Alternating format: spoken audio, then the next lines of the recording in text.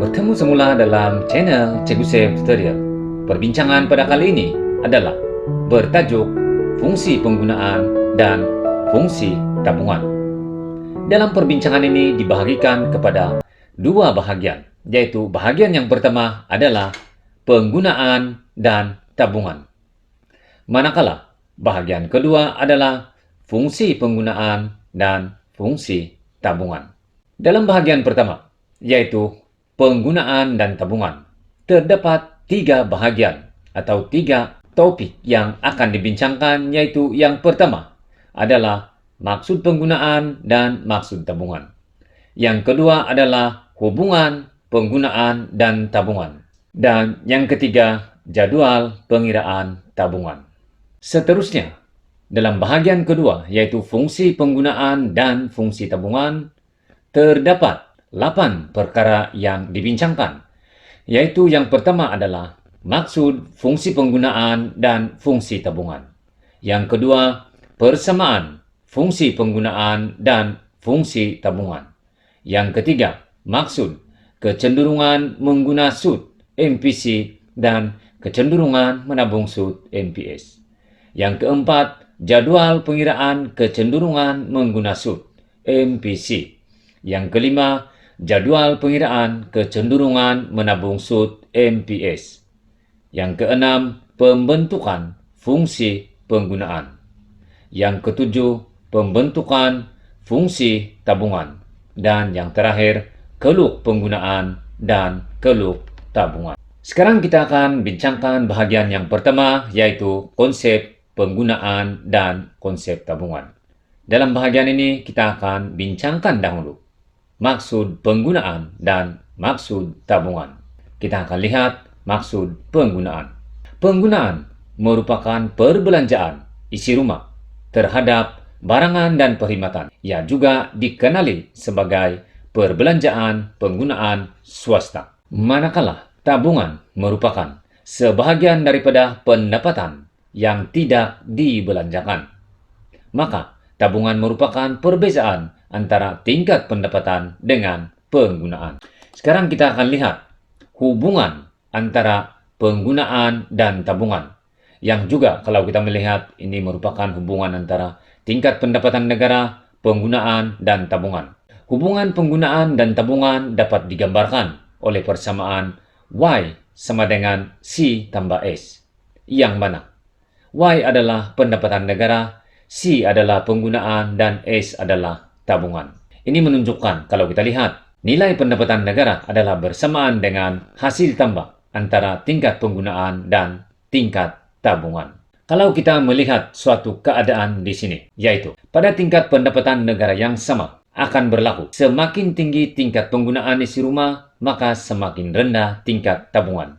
Dan sebaliknya, semakin rendah tingkat penggunaan isi rumah, semakin tinggi tingkat tabungan. Ini dapat digambarkan melalui satu contoh yang mudah. Sekiranya tingkat pendapatan adalah 100 juta dan tingkat penggunaan adalah 80 juta, maka tingkat tabungan adalah 20 juta.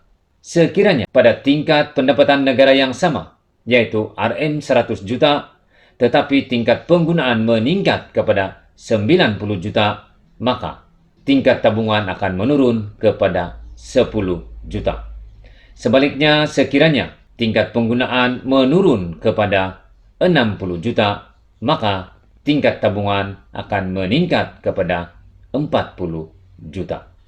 Ini menunjukkan hasil tambah antara tingkat penggunaan dan tingkat tabungan adalah bersamaan dengan tingkat pendapatan negara.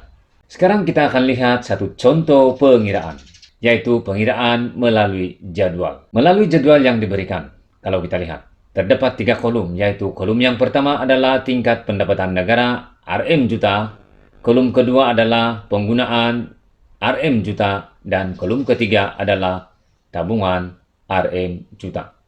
Pada tingkat pendapatan negara, kalau kita lihat, yaitu terdapat beberapa tingkat pendapatan negara yang diberikan, yaitu pendapatan negara bersamaan dengan sifar, pendapatan negara bersamaan dengan 1.000 juta, kemudian 2.000 juta, dan 3.000 juta.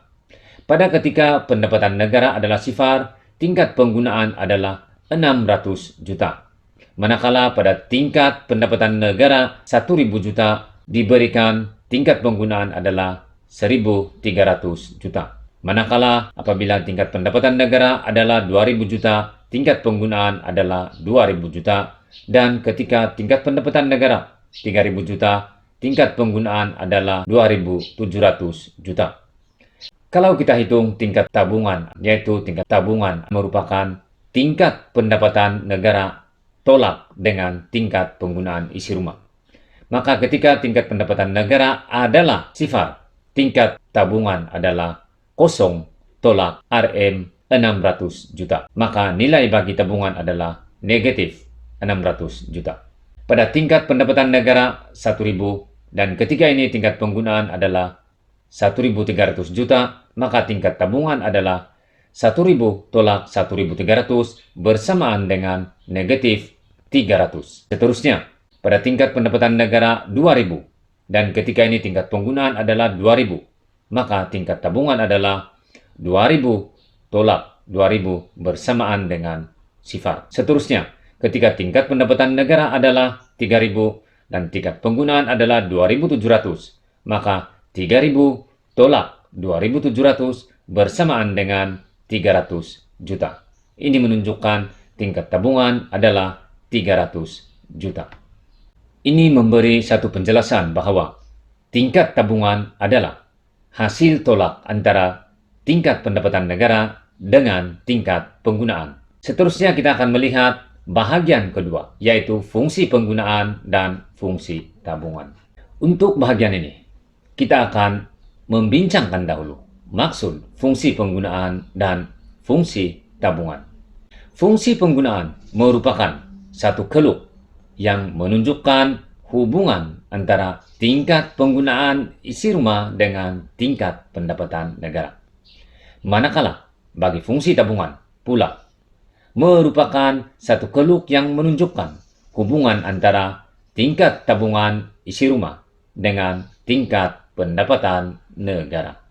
Bahagian seterusnya adalah membincangkan persamaan penggunaan. Persamaan penggunaan dapat ditunjukkan oleh persamaan C sama dengan E tambah BY, yang mana C adalah penggunaan, E adalah penggunaan autonomi, B adalah kecenderungan mengguna sud, dan Y adalah pendapatan negara.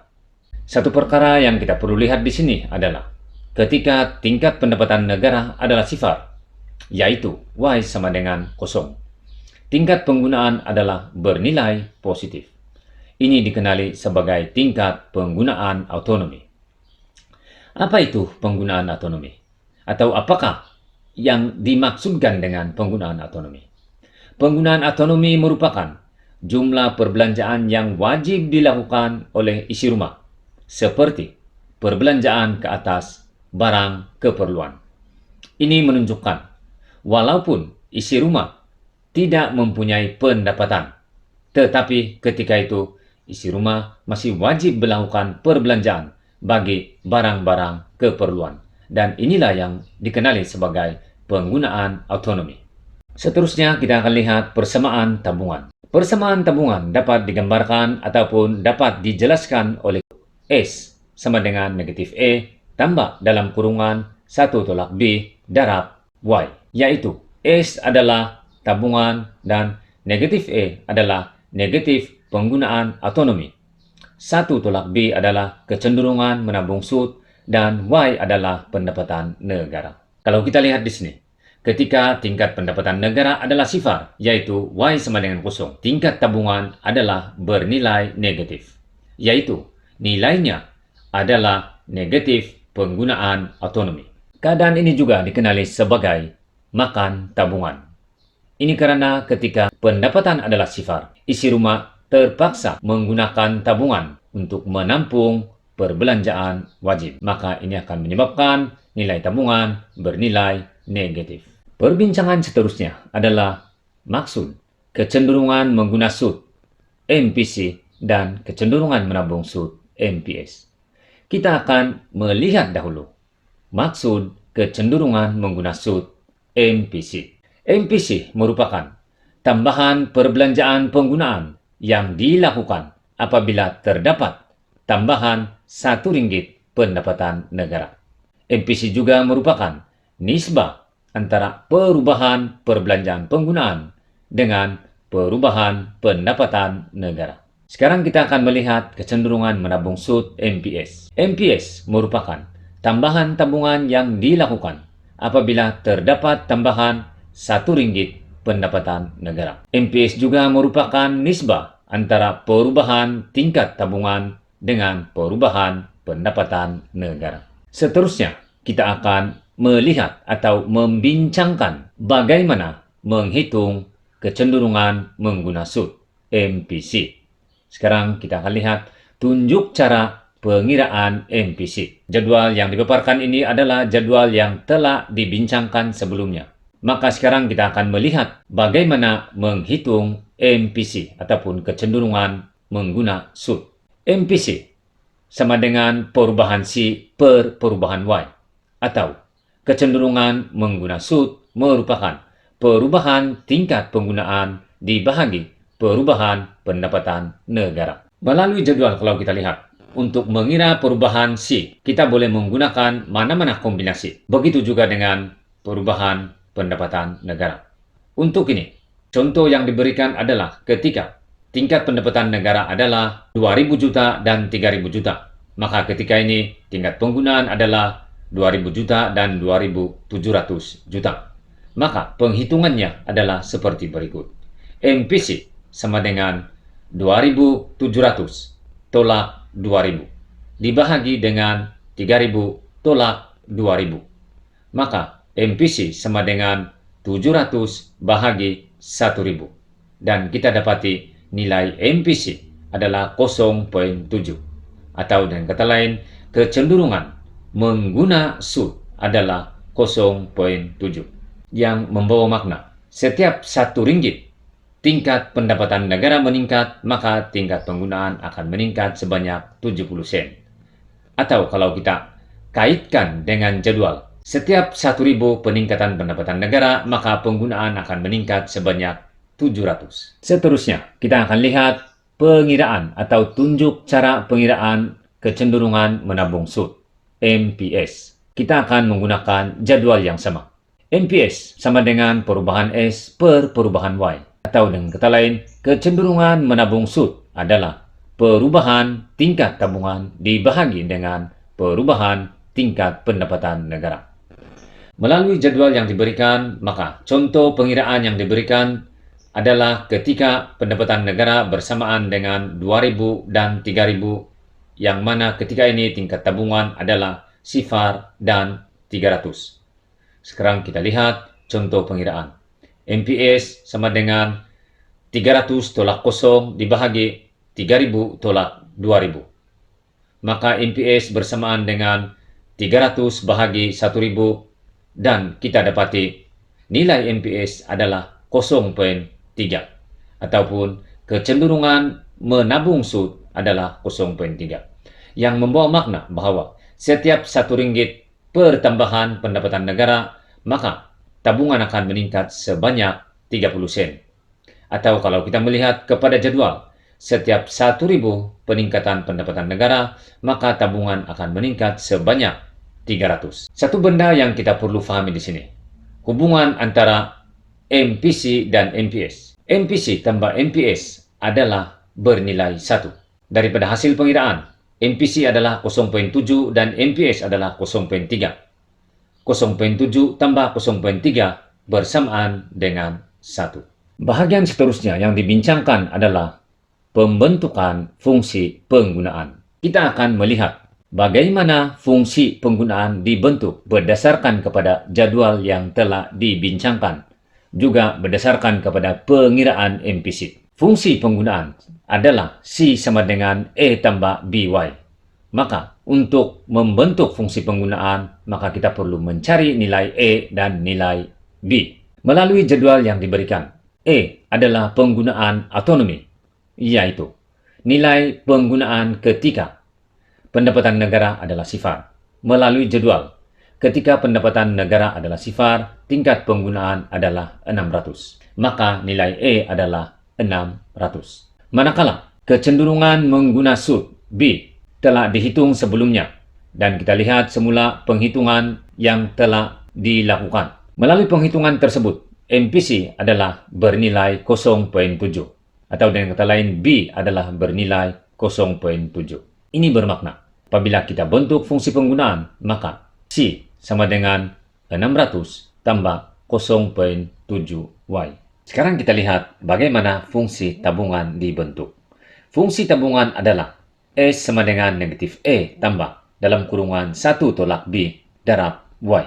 Untuk itu kita perlu mencari nilai negatif E dan mencari nilai 1 tolak B. Melalui jadwal yang diberikan, kita dapati ketika pendapatan negara adalah sifar, maka nilai tabungan adalah negatif 600. Ini menunjukkan nilai negatif E adalah negatif 600. Manakala melalui pengiraan yang telah kita lakukan menunjukkan 1 tolak B adalah 0.3. 1 tolak B merupakan nilai MPS.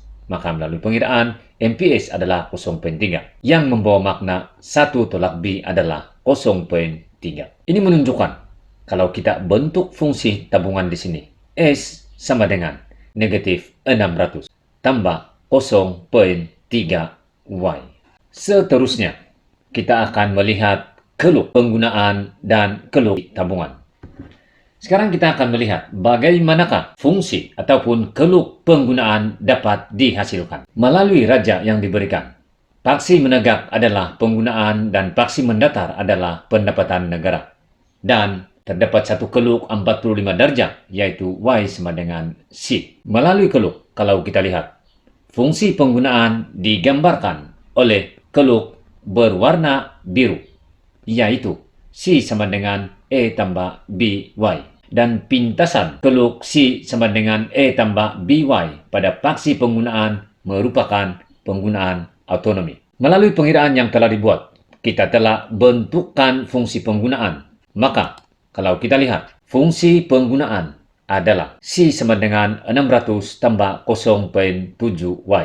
Dan kalau kita lihat, pintasan fungsi penggunaan pada paksi penggunaan merupakan penggunaan autonomi, yaitu nilai penggunaan ketika pendapatan negara adalah sifar. Dan persilangan antara fungsi penggunaan dengan paksi 45 darjah menunjukkan nilai pendapatan negara adalah 2.000. Seterusnya, kita akan melihat pembentukan bagi fungsi tabungan. Paksi menegak adalah tabungan S dan paksi mendatar adalah pendapatan negara. Dan kalau kita lihat, fungsi tabungan adalah digambarkan oleh keluk berwarna ungu, yaitu S sama dengan negatif E tambah 1 tolak B Y.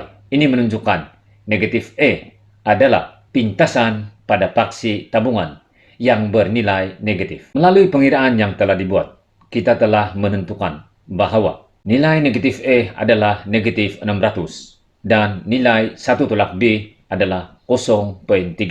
Ini menunjukkan fungsi tabungan adalah S sama dengan negatif 600 tambah 0.3Y seperti yang ditunjukkan oleh keluk berwarna ungu.